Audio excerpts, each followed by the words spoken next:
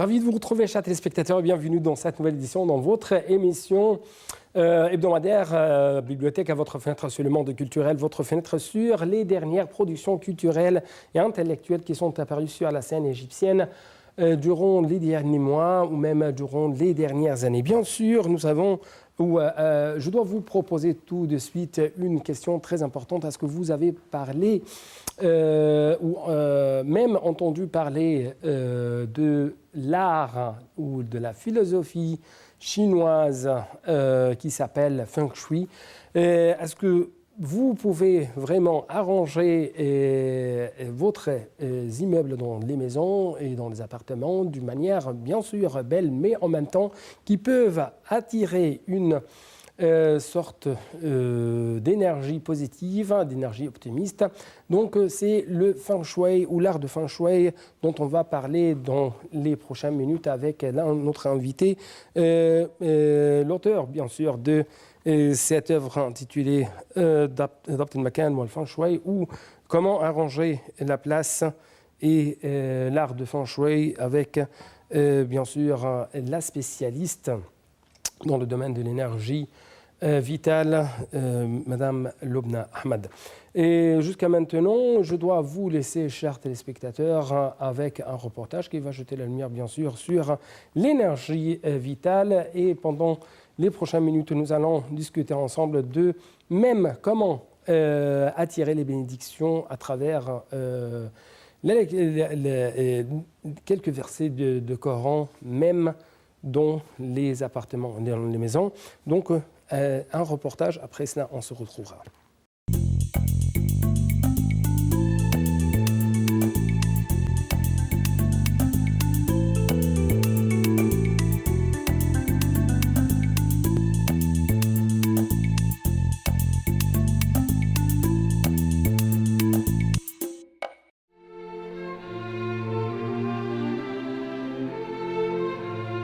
L'histoire de Feng Shui remonte à 3500 ans avant l'invention de la boussole magnétique.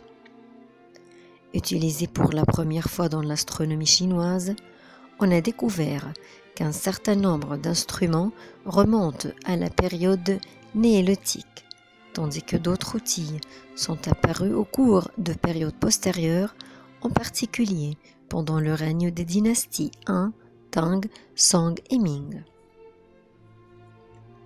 L'histoire astronomique du Feng Shui apparaît clairement dans le développement des instruments et des techniques. Selon Zhu Li, l'aiguille du cadran solaire, qui prend la forme triangulaire, pourrait être le premier outil original utilisé par le Feng Shui. Les Chinois ont utilisé les étoiles polaires pour prendre connaissance de l'axe nord-sud afin de déterminer les lieux pouvant servir de colonies. Cette technique explique la raison de la présence du palais de Chang dans la capitale Yangtze, située 10 degrés vers le sud. Comme l'a noté Paul Whitley, les Chinois ont parfois fracturé l'angle entre les directions de lever et du coucher du soleil pour pouvoir contrôler le nord. Cette technique a fait que les murs du palais de Chang soient minutieusement alignés à la province de Yanchi et la ville de Jingzhou, capitale de la province de Henan. Les rituels pratiqués lors de l'utilisation des outils du Feng Shui exigent un astrologue pour étudier les phénomènes du ciel et l'ajustement de l'outil. Ceci pour pouvoir modifier sa place selon l'outil même.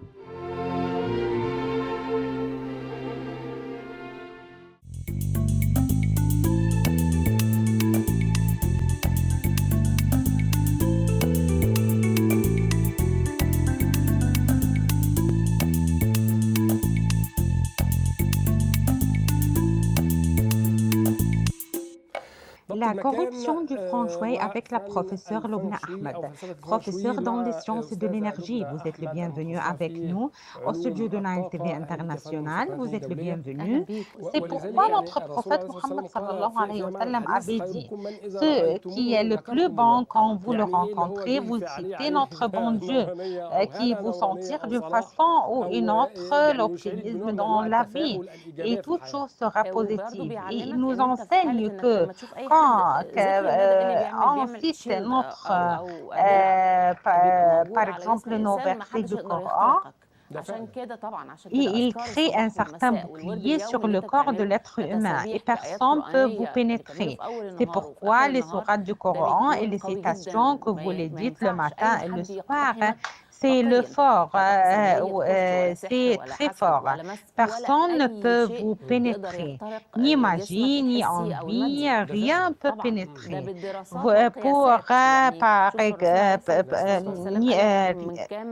Rien ne peut vous pénétrer. Votre corps sensuel et matériel, et cela selon des études et des mesures. Le prophète Mohammed avait dit ces mots dans un discours très simple depuis 1400 années. Et par exemple, quand on est assis sur une chaise, mettez votre main et le nettoyez 3 fois, tout en disant « Au nom de Dieu ». Dans les sciences de l'énergie, avait prouvé que ce sujet, je suis assis par exemple sur une chaise et je me lève. Quand quelqu'un venait pour s'asseoir sur cette chaise, il s'est assis sur moi et dans les caméras, il y avait des photos instants ou secondes avaient prouvé également que le wave ou l'onde de l'être humain reste dans cette place qui est ici et qui est allée à cette place. Son onde est visible à travers les caméras, l'énergie persiste dans la place une certaine période après la sortie de l'homme de cette place.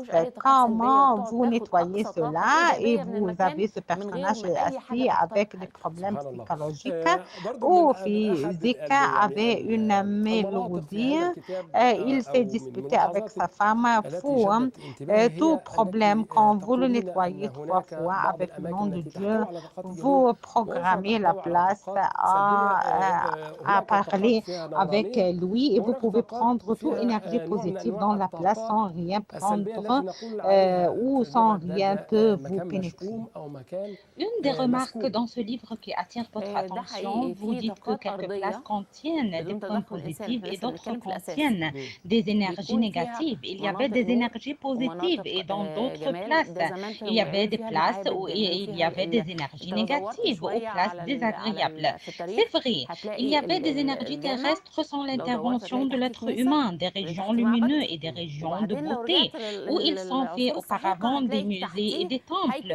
Si vous cherchez un peu dans l'histoire, vous allez trouver une mosquée et sous la mosquée une église et sous eux un temple. Si vous retournez auparavant, vous allez trouver un lieu de culte.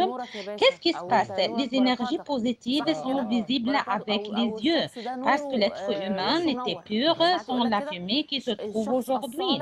Ils ont dit votre lumière, Pacha, ou votre bénédiction, ou cet homme, son visage est lumineux. Le bonhomme, on peut dévoiler son lumière dans la place. Il avait un attire. Les régions de culte sont positives, lumineuses. C'est une place très bien pour faire établir un lieu de culte, pour également faire bâtir un hôpital. Oui, exactement, ou surveiller les animaux. Il y avait des animaux qui ont une haute sensation pour l'énergie. Quand vous apportez par exemple un chien ou une chèvre fatiguée, où elle va à une certaine place pour passer son veille le lendemain, elle se réveille guérie. Donc, il avait que c'est une place où il y avait une énergie positive très haute. Donc, il bâtissait dans cette place un hôpital. Ici également, je trouvais quelques de vos remarques. Je ne savais pas c'est de feng shui ou de vos études dans le domaine de l'énergie vitale. La question d'acheter la place, soit acheter une maison ou une villa, il y avait quelques conseils. Oui, bien sûr, dans le domaine de l'énergie et la plupart de la science du feng shui, sur ce sujet, il y avait des points principaux. Quand j'achète un appartement, par exemple, je dois garder ces points. On ne doit pas avoir des tombeaux à côté de nous parce qu'il y avait une énergie de tristesse dans ce place. Il y avait des anges qui tentent, des gens qui se torturent, etc. Si vous êtes assis dans ce place, les énergies intervenues à votre maison, à votre fils, à votre nourriture, comment est-elle? Je n'habite pas également à côté d'un hôpital. Pourquoi? Parce que l'hôpital, il y avait également des énergies de fatigue, de douleur, de tristesse tristesse, de mort parfois, des énergies d'urgence. Imaginez-vous si vous êtes dans une maison et vous recevez toutes ces énergies, parce que ces énergies sont des vibrations, comme la radio qui transmet beaucoup de choses. Vous êtes sur quelle onde? En tout cas, vous les recevez, toutes ces ondes, mais vous ne pouvez pas les écouter. Il y avait quelques places également, je ne dois pas habiter à côté, de lesquelles, comme une école et un moule, parce que les énergies des enfants ont un power très haut. Les gens qui se marchaient pour acheter, le stress et l'embouteillage, c'est fou et ce n'est pas juste à entrer à nous. Parmi les énergies négatives, c'est de mettre les souliers à la porte de la maison. En même temps, il y avait ce qui attire les énergies à l'intérieur de la maison et la bénédiction, comme vous avez cité. La prière, ces prières multiples dans des temps multiples sont reliées avec les énergies universelles. Ce sont des paroles justes et exactes 100%. Pourquoi on ne mettait pas ces choses devant les portes des maisons? C'est un lieu de pollution, de détruire, des choses qui ne sont pas bonnes, des choses abîmées. Comment peut-on mettre ces choses devant les portes? Comment je les mettais comme ça et il y avait une énergie et la bénédiction vont entrer. Ils vont être dotés par les souliers qu'on ne marche avec lesquels par terre sur toutes choses, sur l'ordure, sur les déchets. On ne peut pas mettre les déchets devant la porte. Donc, je pollue l'énergie qui se trouve. Elle entre et après, elle se retourne pour une autre fois. Imaginez-vous que vous expulsez l'énergie positive. Il y avait des choses très importantes. Vous pouvez mettre de la plante, par exemple, devant la porte. Vous pouvez nettoyer la porte de toute poussière. Si vous mettez dans votre nom, si vous mettez votre nom, les gens peuvent vous recevoir comme il faut. Vous devenez visible devant les gens. La porte est une preuve pour vous. Ils ne voyaient pas ce qui est assis dedans, mais ce portail est un symbole pour le propriétaire de cette maison. Quand elle est nettoyée, brillée, donc le propriétaire de cette maison, son vie est exacte comme ça. Parmi les choses qui attirent la bénédiction, la prière est reliée avec notre énergie dans le monde. Permettez-moi à continuer le sujet de l'énergie positive. Comment peut-on augmenter les énergies positives qui entrent à la maison? Je peux le doter par une fontaine de l'eau quand vous regardez au film chinois par exemple. Dans les grands moules, les vitrines sont très brillantes, très luxueux. Vous allez trouver les portes très grands ouvertes tout largement parce que comme ça, le bien ne peut pas entrer comme il faut. Il est isolé. Il y avait de l'eau qui renouvelle les énergies. On disait que l'eau est un mouvement et une bénédiction. Il y avait du bien dans l'eau parce que le corps de l'homme contient de l'eau. La plante, il y avait de l'énergie positive quand elle entrait pour prendre l'eau et la plante, toute cette énergie entrait en vous-même, en vous dedans. Le miroir ne doit pas être en face de la porte. Qu'est-ce qui se passe? L'énergie, quand elle entre, elle se dirige vers une autre place où le faiblit. Un bon spectacle, un bon balcon où il y avait des arbres, des fleurs. Je mettais une photo ou un miroir. Qu'est-ce qui se passe? Elle reflète la lumière. Je vois cette photo dans le miroir et avec mes yeux. Donc, l'énergie se redouble 2 fois quand elle entre. Auparavant, dans les maisons de nos grands-pères, ils vous offrent par exemple un plat de fruits et sur lequel un miroir pour augmenter les énergies du bien et du fourni dans la maison. S'il n'y avait pas de nourriture dans cette maison, il y avait de la bénédiction. Toute chose se suffit et il y avait pour toujours du bien dans la maison.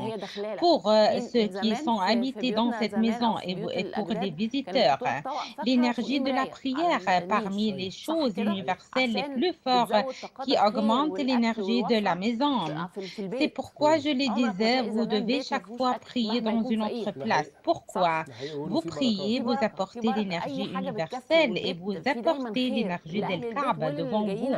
Vous fixez vous-même sur une énergie universelle très haute, vous apportez une énergie l'énergie, vous ouvrez une porte entre vous et entre l'énergie.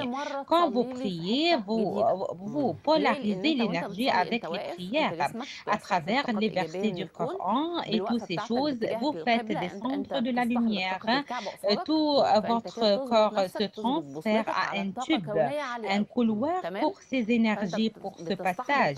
Chaque fois vous priez dans un plat, cette énergie se stabilise. Si vous mettez cela dans plus d'un place, vous allez trouver la maison très douce. Il n'y avait pas de problème comme conjugal ni des problèmes avec les enfants. Fermez la porte de la toilette. Selon Feng Shui, on avait dit de ne pas mettre les souliers devant la porte. C'est la même histoire. Dans les toilettes, il y avait des énergies négatives. C'est pourquoi on doit fermer les portes des toilettes pour ne pas permettre à ces énergies négatives ne polluer nos maisons. Les bonnes énergies qui entraient à travers la porte ou la fenêtre. Si vous se débarrassez de tout ce qui entrave votre mouvement comme il faut dans la maison, je dois donner tout ce qui est vieux chez moi à un autre quelqu'un qui a besoin de ces choses. Je les réserve dans ma maison. Pourquoi? Elles entravent notre réception pour les nouvelles énergies. Toute chose qu'on le mettait l'être humain est par exemple, comme un bon apporteur pour les énergies positives. Énergie positive, donc vous faites sortir de l'énergie positive. Bien sûr, le mot est une lumière et quelques mots sont des tombeaux. Le mot est une énergie très haute. L'énergie du mot, vous prenez vibration très haut. Quand on disait il y avait des énergies universelles, quand on prie, les énergies du bien et la prière sont pleines de la lumière et bénédiction et paix et santé psychologique et physique. Et les énergies des malédictions et des insultes programment des énergies négatives. Quand vous insultez, un verre de thé se transférait à un boisson toxique, par exemple. Ceux qui va le boire peut avoir quelque chose qui ne va pas. Oui, réparez tous les tuyaux et les tubes de l'eau pour garder de votre santé. Réparez vos portes pour garder la santé de l'os et des muscles. C'est génial. Ils ont trouvé qu'il y avait une certaine liaison entre les muscles corporels et les muscles des portes. Quand la porte fait un son pas juste, donc vous avez un certain ébranlement. Et est-ce que ce n'est pas votre maison? Quand votre chose s'abîme, ça fait quelque chose, une certaine tonnerie chez vous. C'est comme par exemple la voiture ou votre voiture quand elle est en panne. Elle vous donne une certaine alarme. Donc, vous allez avoir une douleur dans votre bras, dans votre pied, dans vos muscles. Commence à ne pas être comme il faut.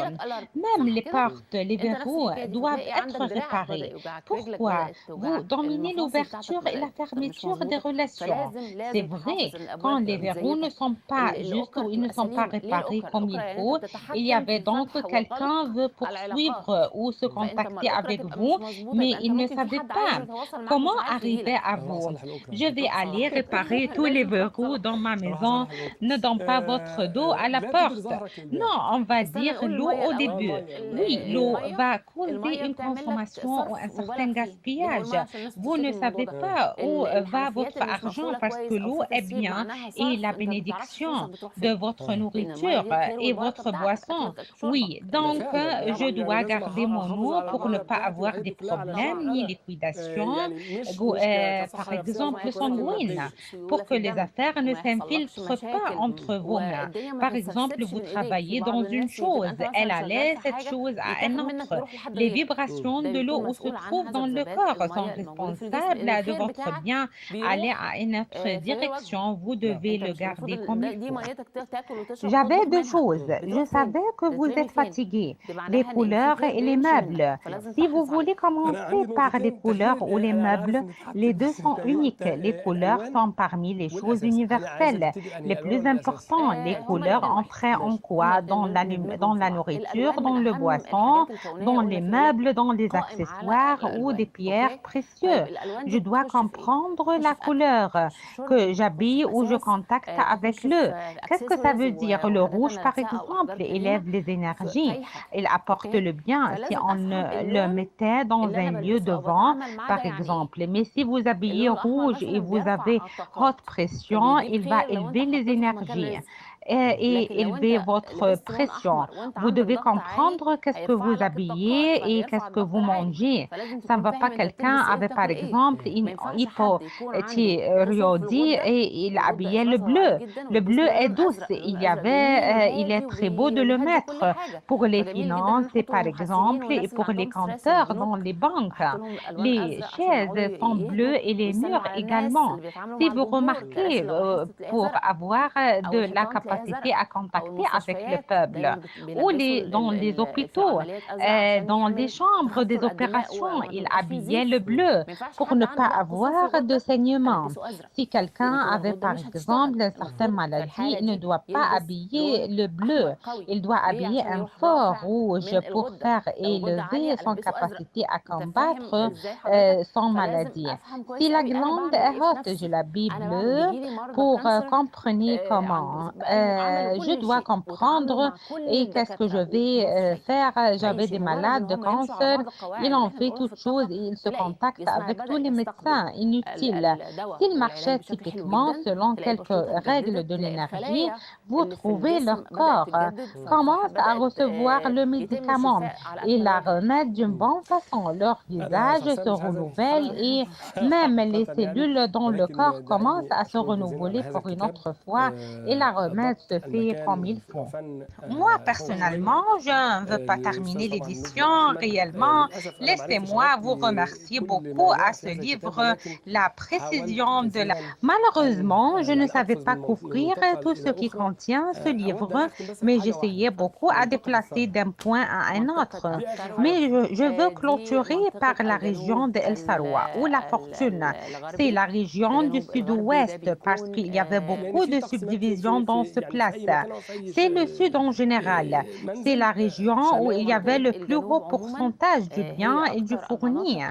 C'est pourquoi on ne doit pas mettre de la toilette et des déchets. La région sud-ouest, c'est la fortune, c'est la réputation. Le sud-ouest où il y avait de l'amour. Donc, toute cette région du sud est géniale. Je vous espère l'amour et la fortune, professeur, et le magie, et la beauté, et toutes les énergies positives dans le monde que vous avez signalées dans cette édition, les énergies positives et les énergies négatives. Je vous remercie infiniment. Merci à vous. Vous nous honorez. Merci beaucoup et à la prochaine fois.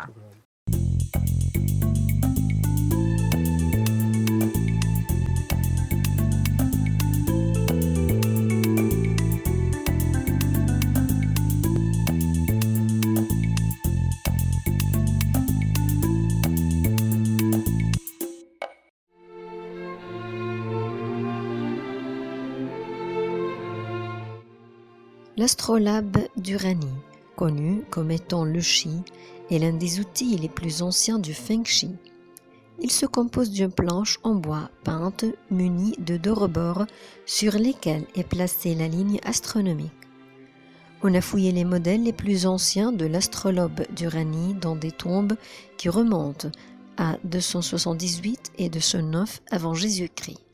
Une éphéméride qui fonctionne selon les origines et les branches. Les deux rebords de l'astrolabe ont été utilisés pour suivre les mouvements de l'unité de base du yin et du yang à travers les 9 étoiles des palais. En notant que les signes marqués sur l'astrolabe et la boussole magnétique sont presque similaires. La boussole magnétique a été spécialement inventée par le Feng Shui. Elle a été utilisée depuis.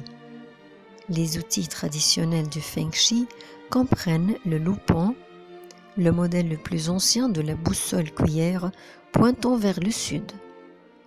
Étant donné qu'une boussole traditionnelle peut jouer le même rôle si l'homme connaît la différence. La règle du Feng Shui, inventée plus tard, peut être aussi utilisée.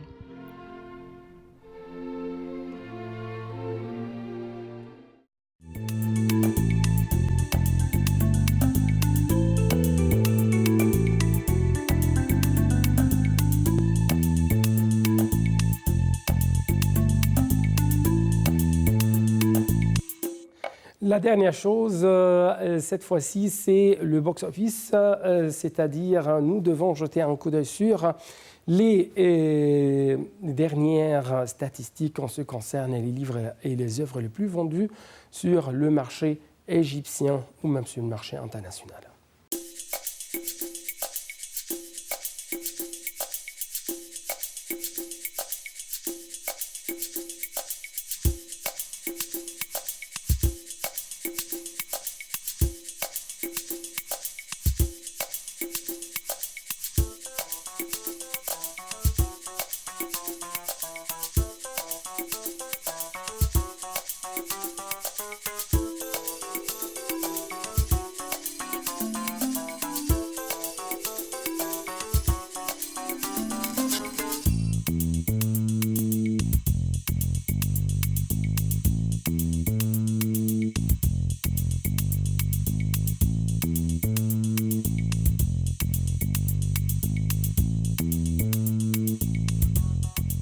Donc, c'était tout pour cette édition, mais avant de vous quitter, chers téléspectateurs, je dois vous rappeler que vous pouvez consulter, bien sûr, sur Facebook/Bibliothèque notre émission pour vous avoir plus d'informations et pour en savoir plus.